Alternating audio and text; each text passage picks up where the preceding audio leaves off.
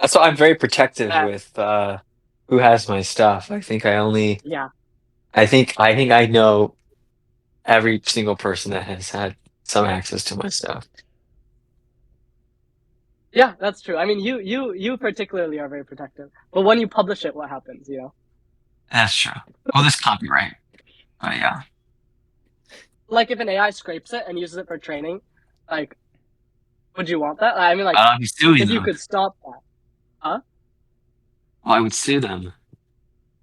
But I mean that they've done that for every single author, and I know it's no a one big can sue them issue, because and they're gonna get sued. yeah. They're gonna get sued badly But soon. I don't think they're gonna lose. I think they're gonna win the battle.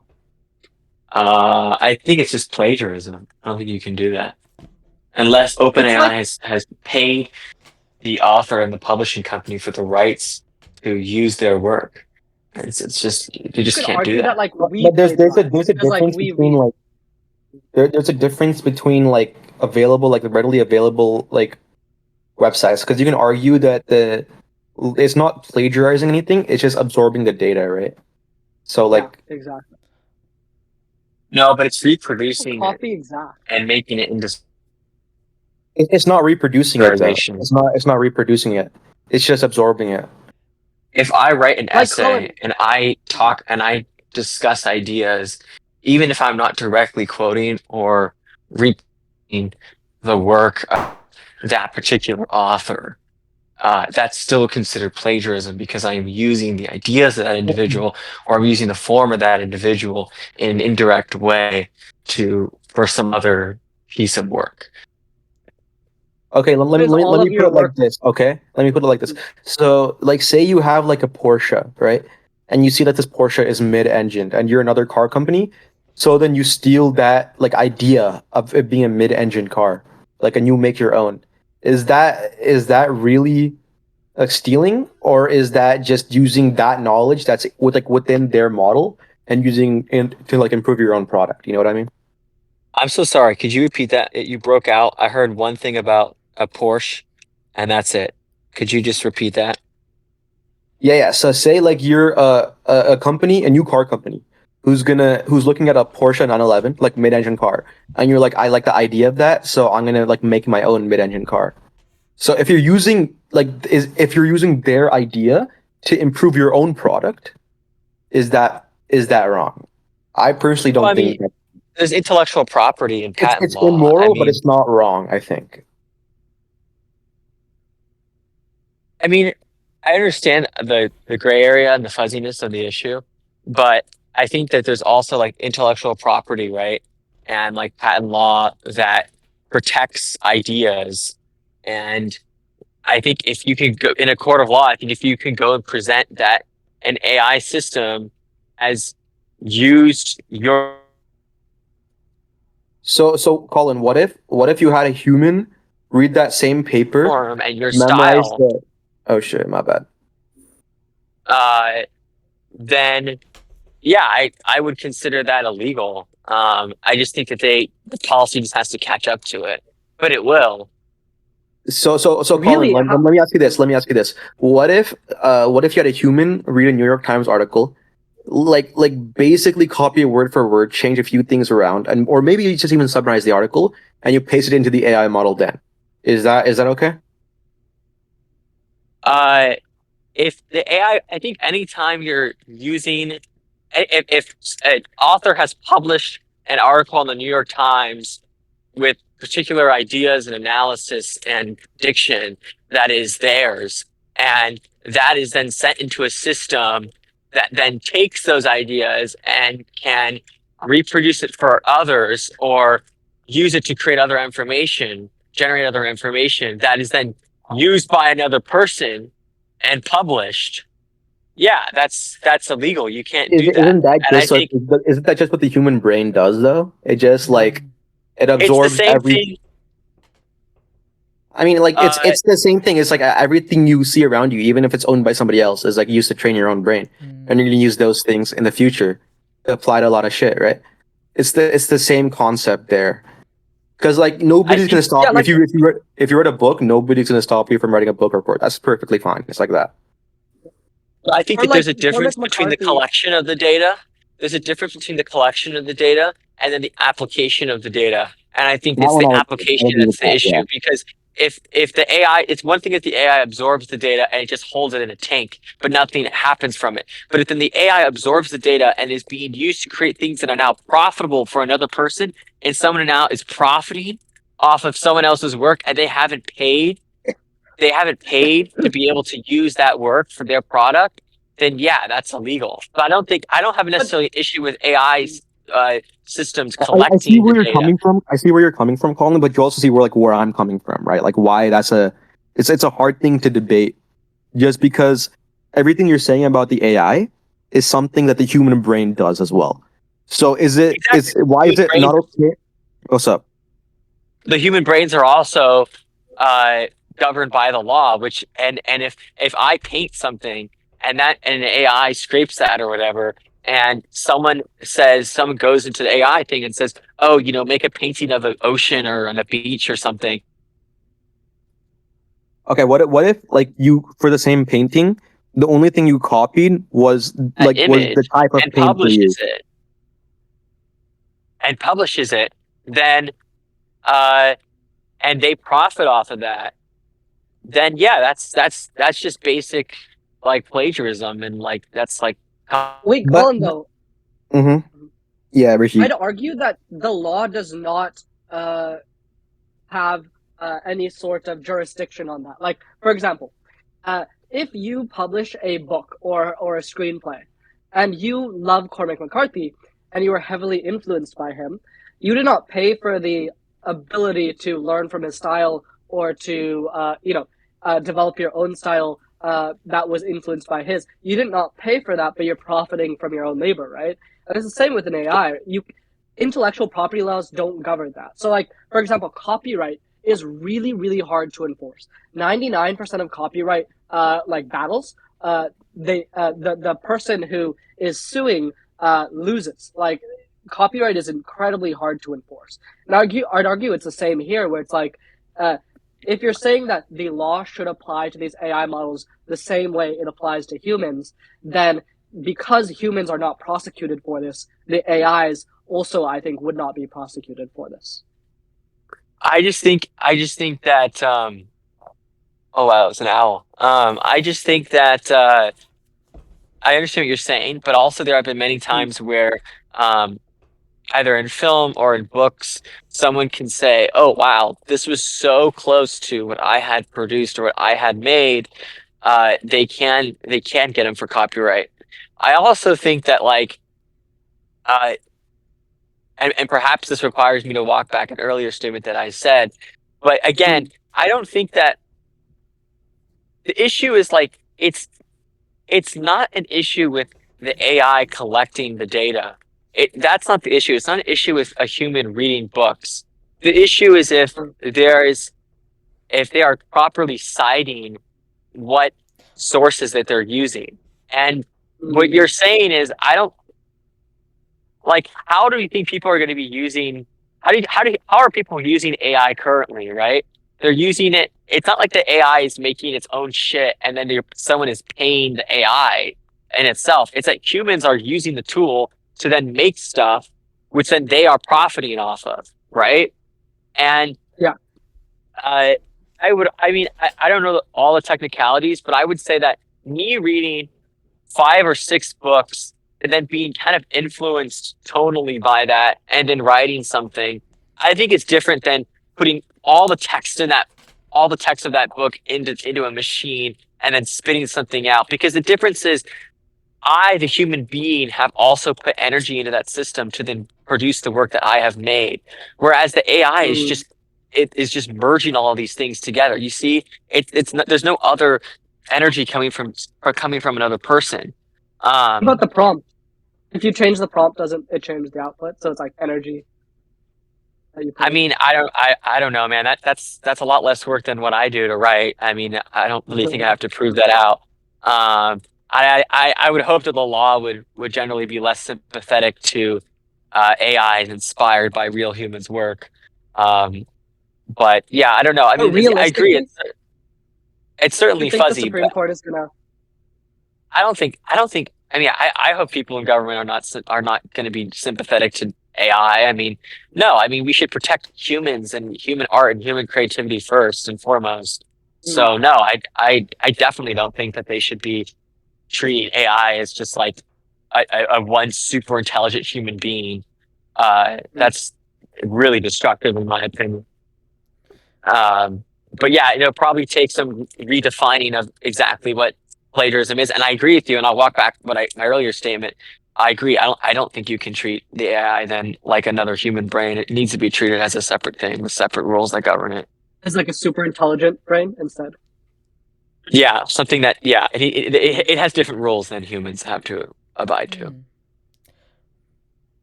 uh, Colin, no, it's good to know. what do you think about my AI browser that can read anything that's on my screen? It does that. Well, Yeah. how does that help you? It helps me if I'm doing like homework or something, I can ask for like, answer this question or like, explain this topic to me and it can read Uh-huh. it. For example, if I'm writing, give advice, right? And it'll help.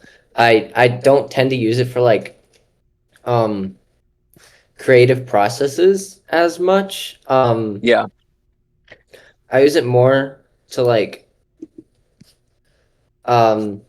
build me flashcards or stuff like that. But it can like Mm, look at whatever I'm doing, summarize it, um, play with it, do whatever an AI can do with the information. But it can access Uh-huh. like any site that I'm on, right? It can read it.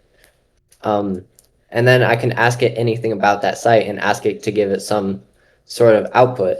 And that could be some sort of creative output, like I was saying, like take the ideas of this author and then Yeah.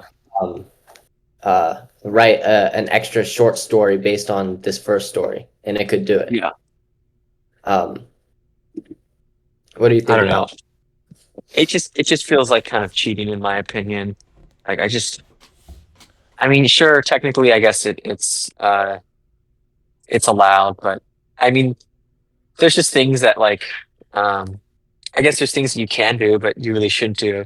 I mean, you can go around and treat everyone really rudely. I mean, that's technically legal, but it's not Yeah, really like something you should do. So, I mean, mm, I don't know. My hope is that like I mean, my hope is that like people will recognize like the value of art by humans for other humans. Um, but I if would they don't, they don't.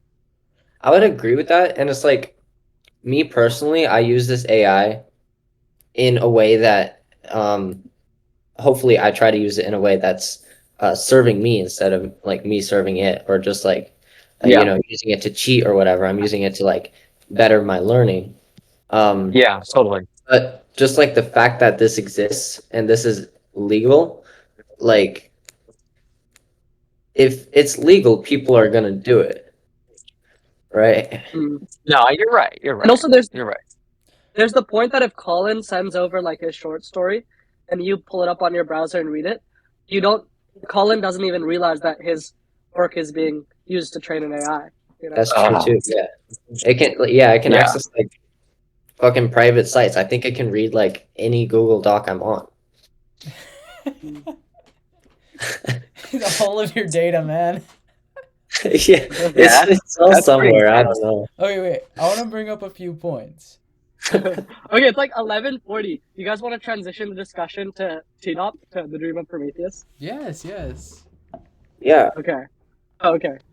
To hear how I can improve the book from everyone.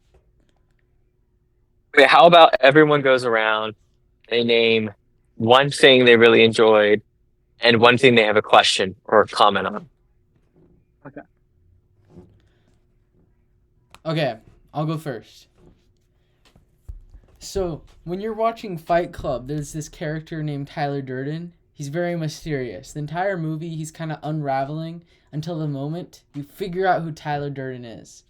I think Desert Man is very similar, but we never get the moment where you understand Desert Man's character to that extent. He remains a mysterious character the entire book. I was thinking about it. You're first writing was almost kind of like a prologue for Desert Man. This would change your Yeah. book or require so much work, but I really wish I could understand the character Desert Man. The full week I was homeless, Mm. I just kept wondering it. It's like watching Fight Club and never getting to know who Tyler Durden was. Really? You were thinking about it when you were homeless? Yeah, it was, because I read it right before. And then I have a few more thoughts. That's a good point. But I'll Sure. let the others go around. That's a good point. That's interesting. What do you think about that? I think it's interesting. I kind of agree. Like, I don't think the Desert Man is delved into too much. And there's like pros and cons with that. But I definitely see where you're coming from. That, like, you know, he was built up to be a mysterious character, and it would be really rewarding to get that payoff of like, oh, I see. I'm curious though if any payoff would match the mystery that he's been built up to. Like, if I reveal some information about him, would it humanize him too much to the point that like a mythological kind of is there a payoff that matches the mystery? It's very interesting. Are there any characters in media that are left to be super mysterious? Griffith? No, no, I no. Anything about understand his Griffith. childhood, right? Yeah, dude. Really? How do you understand? I feel like we don't know anything about his childhood. More than the Desert Man. Okay, after the Really? anime though, like they actually explore Griffith. Oh, really? Yeah. If Hey, we you just don't took even the know anime. Griffith's dream in the anime. Oh. Wait, which anime? 1997? Yeah. They never even tell you what his dream is. To get a kingdom. His own kingdom. It's very generic though. It's not, there's no why, Is there there's a no more like specific dream? what? What is the actual dream? What's the more specific one? No, it's just like it's the kingdom, but it's explained like Yeah. why. It's explained like you know, how Really, he why? actually wants to do it. I don't know. I just know that it gets explained, and I just know that I didn't know enough about why he was so passionate about his dream during the anime. I just knew that he was, and it was infectious. Interesting. I don't know, but yeah, I agree with Max with the Desert Man. But let's. Um, Go on. yeah, I think he had like so much aura at first, and you kind of maintain the aura or like the mystery around him.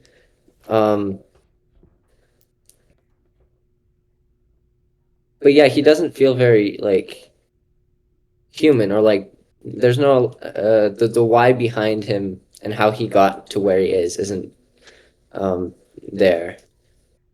Mm. Interesting. Yeah, okay, I agree. I tend to agree. I similarly agree that the Desert Man is definitely like there's definitely some untapped potential there.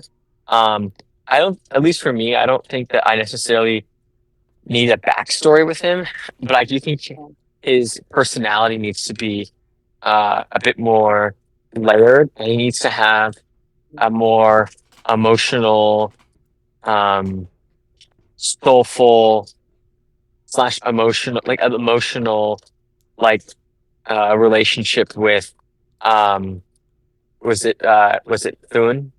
Yeah. Oh He yeah, needs yeah, to yeah. have he needs to have a more we need to feel like a relationship, a push and a pull. They had that one scene in the cave together, right? Or is it that's him and And so it's Vito?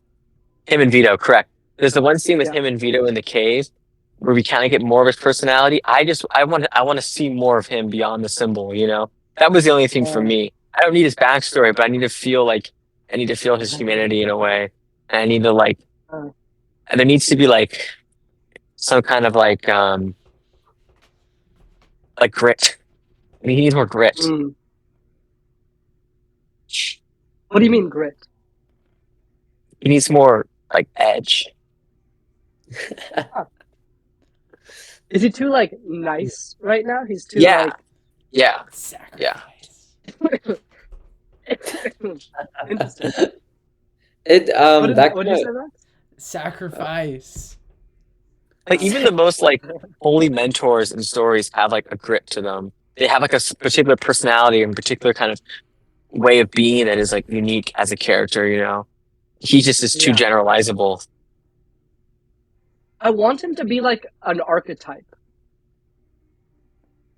No, but I think he could be an archetype. I mean, think about this, like Dumbledore, Yoda, like these are all like Yeah. archetypes, but they have distinct personalities, right?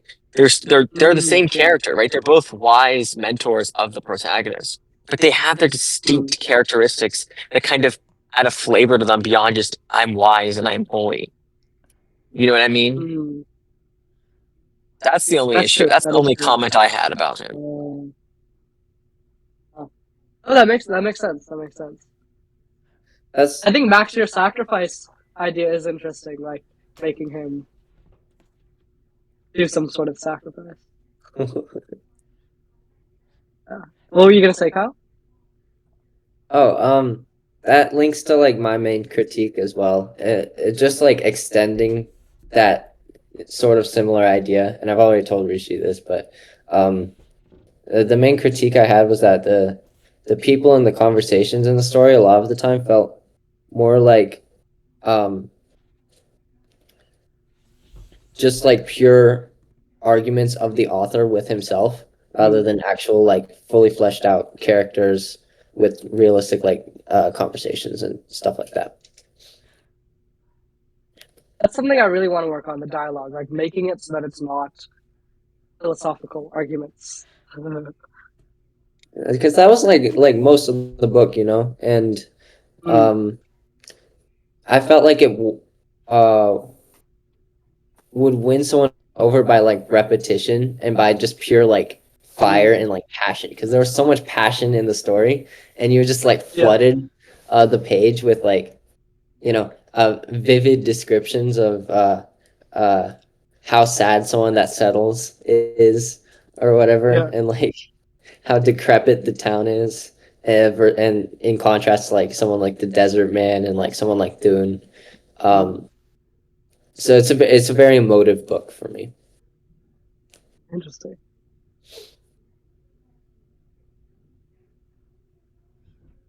Max, would you agree? No, I'm sitting here contemplating.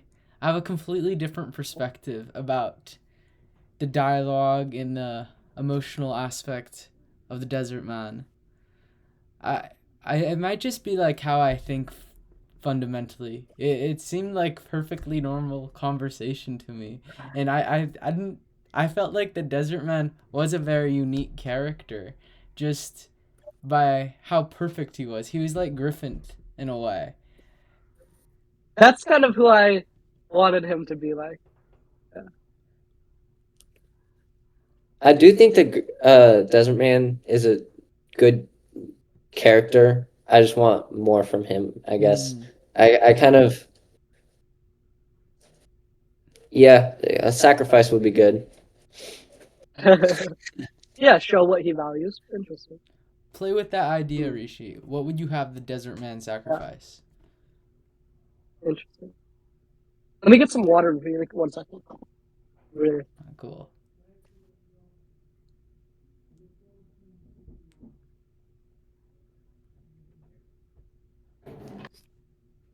That was really 1 Yeah, second. I know. I know we talked about dialogue as well, and you were mentioning that like if you read it as a philosophical, then it kind of makes sense. But if you read it as a novel, it needs more kind of like emotional dialogue, like more character driven, right? Yeah, I just think it's all about consistency with tone. If the tone is consistent from the first page to the last page, and people can see easily that this is going to be more of a philosophical fable or an allegory, it's something that you would read that like Plato has written. No one's complaining that the dialogue in Plato's allegories is unrealistic, right? It's because the tone is consistent, right? But if you take his dialogue and then you merge that with, a normal piece of literature, then things start to feel a little bit awkward and unrealistic. So I think, again, it's been a few weeks since I've read it. I think it's almost been a month. I think it's been 3 weeks maybe since I've read it. From what I remember, I think things stay pretty consistent from the beginning to the end. So it didn't really bother me too much. But that's also according to like there's trade-offs, right? Like by doing that, like you increase, I think, the intellectual energy of the piece. Then you Mm. also like there's readers like Kyle that like maybe want a bit more of a they want it to unfold a bit more naturally and organically, and they want it to feel like a piece of life rather than this kind of engineered uh, narrative. I think it's ultimately up to you as the author as what you want to produce, right? And like how you want to make Mm. people feel. Do you want to make people feel like kind of like intellectually stimulated and a little bit like not that a organic piece wouldn't do that, but do you want people to be kind of thinking a lot at the end, or do you want people to be feeling a lot at the end? I think that's the main The problem is I distinction. want both. I want to have my cake and eat it You too. can have both. You can have both. You can have both, but there's always one more of the other. You know what I mean? Yeah. That's I Yeah, think what you. And then Yeah. being this far out, that's kind of I assume it's kind of like distilled, right? Like the most important things you remember stay, and then the lesser things fall away. So what do you kind of think overall after being this far out from the book?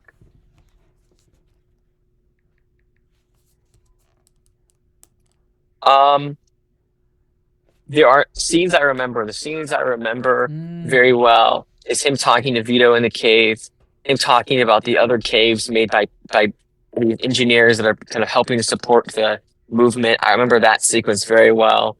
I remember the ending sequence well with the fireworks and him running into the fence. I remember that very well.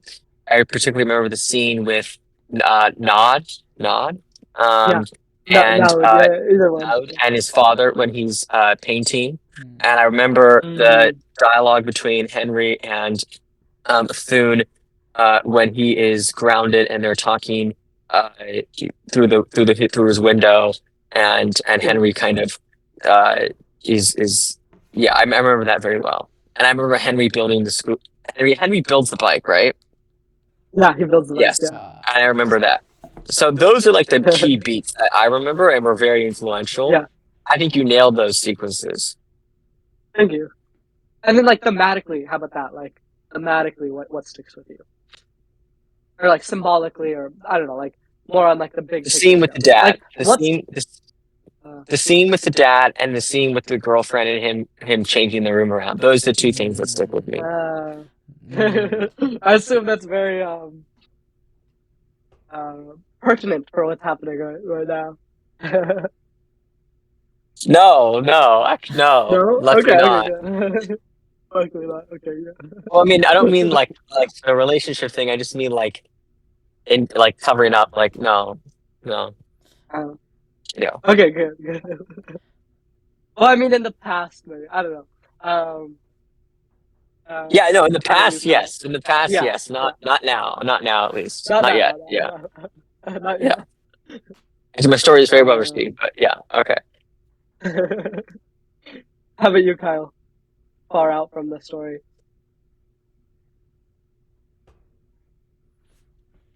mm.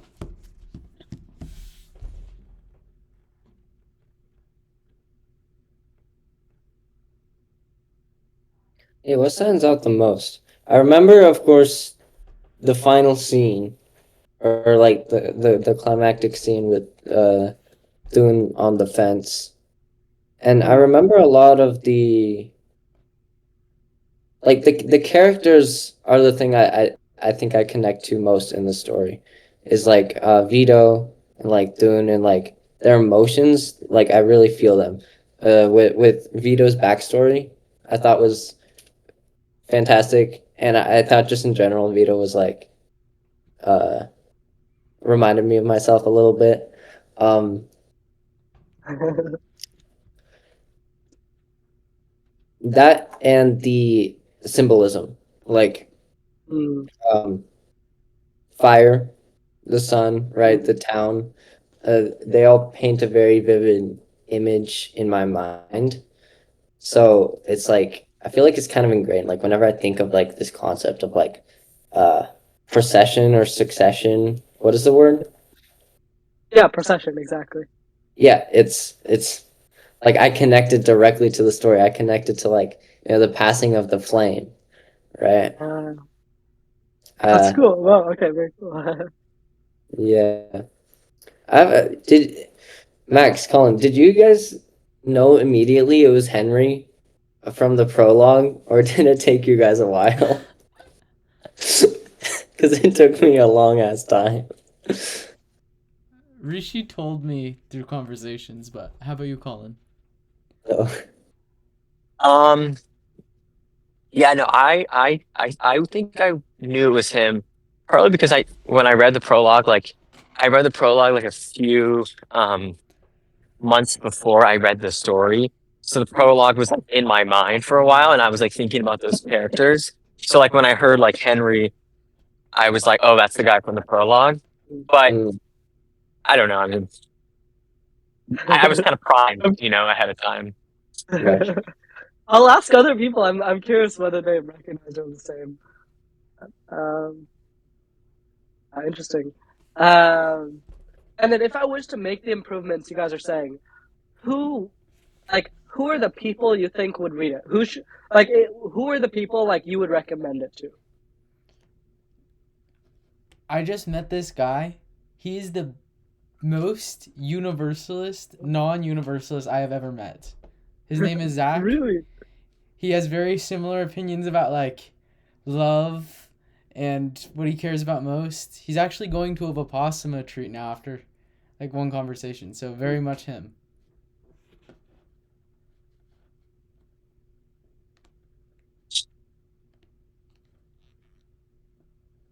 Mm. Oh, uh, I Oh, think. there he is. There's Oh, the hi. handsome No, man. wait. I'll turn Handsome on. Give man. me 1 second.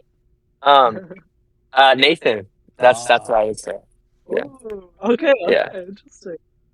yeah. Nathan and Yuching, I think. Yeah, Oh, Yu Ching, yeah, definitely Yu Ching. maybe Ben, but Ben Oh, would be definitely. Yu Ching. Ben would be a Oh, Ben would be I would rip into it. yeah Ben would be a tough sell, but it'd be an interesting one. Yeah. It Who's would be. Ben? Why? Why would he oppose it? He's like, I'm thinking of him like Sue. That's kind of who I base Sue on. Him and I based Sue on Oh, like him and like another person, but like, interesting. Is he like old and wrinkly? He's totally Sue. You're no, completely correct. he's totally Sue, right? Yeah, he's like he's like one of Colin's friends, who's like he's like nihilist. He's like a nihilistic hedonist kind of. He's like 21, I think, or he's in his 20s. He took a couple gaps to work on his like startup, and then now he's like a sophomore with Colin. But he hosts like philosophical discussions like every Saturday, and me and Max went to one of them, and that was pretty cool. It was very interesting. Me and Ben were going at it for a little bit. Awesome. Yeah, I would recommend it to people maybe who think about philosophy a lot and are more like uh, lacking ambition or like confused and stuff because it's a pretty direct book. So I think I'm curious. Okay, sorry. Go ahead. yeah, I think it'd be a harder sell for like people that aren't familiar with like philosophical like thinkings that don't like really care about stuff like that because they're just jump right into it like you shouldn't be happy, right? Yeah. Yeah, I mean, I think. Well, first of all, I don't think Ben's a nihilist. Um, that's another conversation. Really? You I don't? was Really? talking. I was talking to him about this. No, because he does believe in like a meaning in life. His meaning in life isn't universalism. Is it Um, existentialist? I would say I would say describing it as a he probably more appropriate, but not like hedonist in the sense of like he doesn't want to work hard, but like hedonist in the Yeah. sense of like he like Pursuit of happiness. yeah. Okay.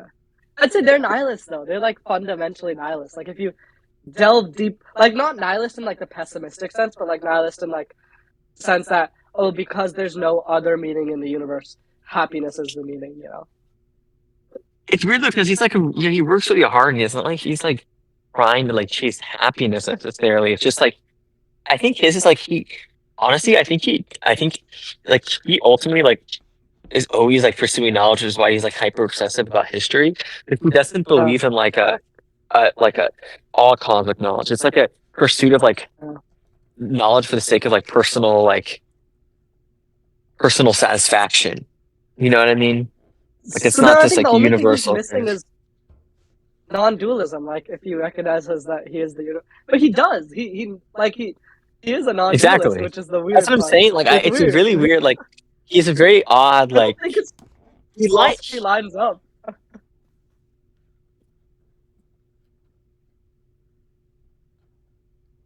Colin, very like I think you cut out. it's oh, can you hear me? Yeah, Can you hear me? Yeah.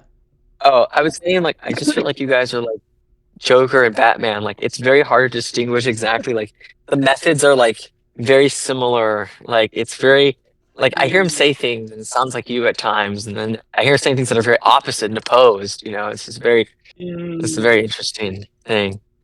Um, whatever. The point is not about him. Yeah, I think anybody who's philosophically inclined would find it interesting. Anybody who's a deep thinker and anybody who is somewhat dissatisfied with the current world dogma, I think that they should read it. Okay, interesting. What age would you have read it? Like, what age do you think it would have been best for you to have read? Kyle, I assume for you, like, I'm very curious for Kyle, but like, Colin, go ahead. Right now, right now, right now. Right now. Oh, interesting. Okay. Yeah, right now. No, I don't think I was thinking. Yeah, no, I don't think in high school like this would have like I wouldn't have understood this. I probably would have like been like, what the hell? Like this is kind of ridiculous. Like I wouldn't have understood it. But in college, you see it. Yes, yeah. Okay, interesting. Interesting. Why right I now think for like you? starting college is the most important time. In college. Okay. Hmm. Huh. Interesting. I tend to agree with that. I feel like when I started college, like it was things like I would hear pieces of dialogue that were straight out of my book. I swear, it was crazy. I even showed it to like a couple other people at my college at Penn, and they were saying that they heard lines like in the first few weeks that were straight out of my book. So Exactly. it's very interesting. Totally. Totally. Yeah. No, it's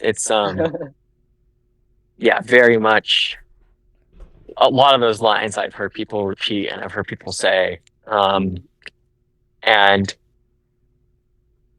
yeah, Yeah, same. So you say right now, Kyle, as well, because starting like at SOU. I don't think it has too much to do with age or like where you are. Mm. I think it just has more to do with exposure to the ideas. Mm. But yeah, like 2 years ago, I wouldn't have cared. Like it wouldn't have made sense to me. Interesting. Maybe it would have. I just never would have like read anything like that in the first place, I guess. I might have found it really interesting just by like Max highly recommended it to you. oh, he did? No. What if he did? Yeah, no. See, that's the interest. It's interesting because it could go one of two ways. It could be like I enter the book, I'm like, this is stupid. What is he even talking about? And I just put it down and never think about it. Or I could have like read the book. It would have been like my first exposure to like a book like this, and just like by initial exposure to a new thing, it's gonna be like more remarkable, right? It could have had like a big impact, you know. So I don't really know. For you, Max, how about age? What age do you think? Definitely like fifth, sixth grade. Only if I was forced to read it. Oh, interesting. I wouldn't read it on my own, but if like some teacher gave me this assignment and they said you have to read this book and you have to understand it, it would have impacted me the most. Probably at that age. That's a good point actually. Being like really young, very um Impressionable. impressionable. Yeah. Well, thank you guys so much for reading it again. Like I know I've said this, but like it's a very long book, and I really appreciate you guys taking the time and just like giving me feedback, and it means a lot to me. It means a lot to me.